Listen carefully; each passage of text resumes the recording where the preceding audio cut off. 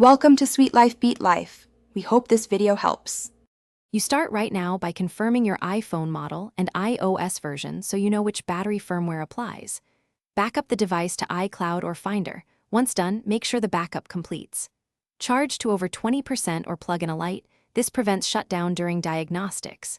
Gather tools, a pentalobe screwdriver and a spudger. These first steps avoid data loss and allow safe disassembly. Do not proceed until backup and charge are verified. Once done with prep, check settings battery health and read the unverified message. Note any serial mismatch. Power the iPhone fully off. Remove the display gently, work slowly to avoid tearing flex cables, and disconnect the battery connector. Document connector positions with clear photos. This helps if connectors look similar. Install a genuine or correctly matched replacement battery, seat it fully, reconnect the battery and display. Then torque screws to original positions before reassembly, so the device recognizes the new component.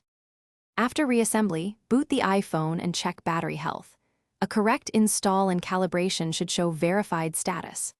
To calibrate, charge uninterrupted to 100%, then use the phone until it shuts down and recharge to 100% again.